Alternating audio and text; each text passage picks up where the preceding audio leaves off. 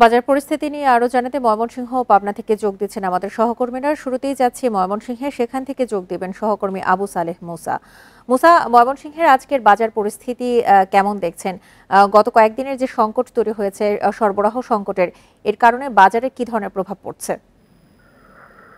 দেখুন, ময়মনসিংহে পরিস্থিতি কিন্তু অনেকটাই স্বাভাবিক হয়ে এসেছে, যার কারণে কিন্তু যে কারফিউ যে পরিস্থিতি সেটি কিন্তু সকাল ৮টা থেকে বিকাল ৬টা পর্যন্ত কিন্তু শিথিল করা হয়েছে এবং সেটি কিন্তু ২ দিন যাবত এভাবে চলছে এবং এরই মধ্যে কিন্তু বাজারে সব ধরনের পণ্যের দাম কিন্তু বেড়েছে। আমরা ময়মনসিংহে যে সবচেয়ে বড় পাইকারি বাজার মেসোয়া বাজার, সেখানে ঘুরে দেখেছি যে আসলে সব ধরনের সবজির দাম কিন্তু কেজি প্রতি ১০ থেকে ২০ টাকা করে বেড়ে গেছে। এছাড়াও কিন্তু অন্যান্য যে পণ্য সামগ্রী রয়েছে সেগুলির দামও কিন্তু বেড়েছে। এর কারণ হিসেবে যেটা বিক্রেতারা যেটা বলছেন যে আসলে মেসোয়া বাজারে কিন্তু এটি একটি পাইকারি বাজার। এখানে ময়মনসিংহের বিভিন্ন এলাকা থেকে মধ্যরাত থেকে কিন্তু এখানে সবজি নিয়ে কিন্তু বিক্রেতারা কিন্তু এখানে আসেন এবং ভোর থেকেই এখানে সবজি বিক্রি শুরু হয় এবং ৯টা-১০টার মধ্যেই কিন্তু এখানে সবজি বিক্রি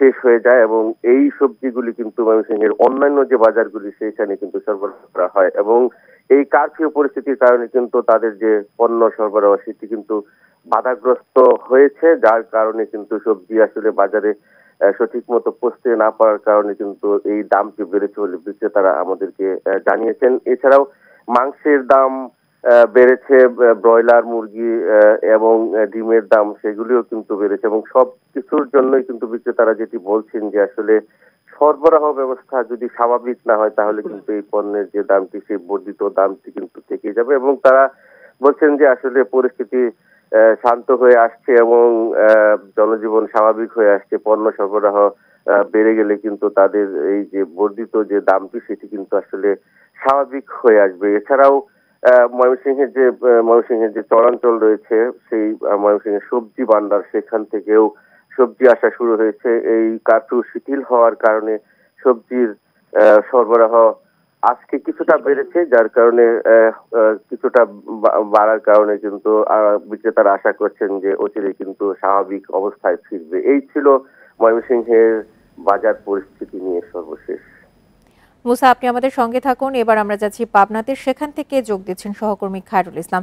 খায়রুল, আমরা যেমনটি ময়মনসিংহের খবর শুনছিলাম যে বাজার পরিস্থিতি অস্বাভাবিক ঊর্ধ্বগতির দিকে গেল, এখন কিন্তু সরবরাহ সংকট কিছুটা শিথিল হয়ে আসছে এবং আস্তে আস্তে কিন্তু সরবরাহ স্বাভাবিক হতে যাচ্ছে। এই মুহূর্তে আপনি পাবনার আজকের বাজার দর পরিস্থিতি কেমন দেখছেন?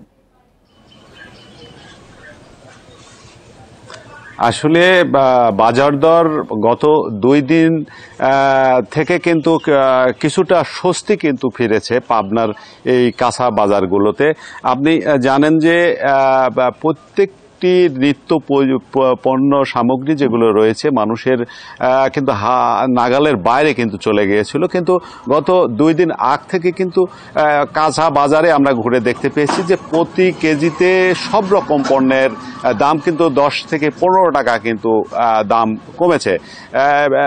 কমার বিষয়গুলো নিয়ে আমরা আসলে বিক্রেতাদের সঙ্গে কথা বলছি। তারা বলছেন যে আসলে একদিকে যেমন কারফিউ ছিল এবং কারফিউ শিথিলতা হয়ে যাওয়ার কারণেই আমদানি কিন্তু অনেকটাই বেড়েছে পাবনার সবকটি বাজারগুলোতে। খুচরা এবং যে আড়তগুলো রয়েছে সেই আড়তগুলোতে আমরা খোঁজ নিয়েছি যে গত ২ দিন আগে যে কাঁচা মরিচটা বিক্রি হয়েছে ২৪০ টাকা কেজি দরে, সেটি কিন্তু আজকে বিক্রি হচ্ছে ১৭০ থেকে ২০০ টাকা কেজি, অর্থাৎ প্রতি কেজি কাঁচা মরিচের দাম কিন্তু ৪০ টাকা নেমে এসেছে।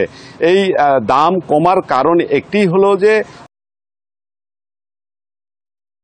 আপনাকে জানিয়ে রাখি যে গত এক সপ্তাহে কিন্তু প্রতি কেজি চাউলে ২ টাকা কিন্তু দাম বৃদ্ধি পেয়েছে। অন্যদিকে কারণ হিসেবে তারা বলছেন যে ধানের দাম মন প্রতি ১০০ টাকা বেড়ে যাওয়ার কারণে চাউলের দাম কেজি প্রতি বাড়ছে, এমনটি কিন্তু তারা আমাদেরকে জানিয়েছে। অন্যান্য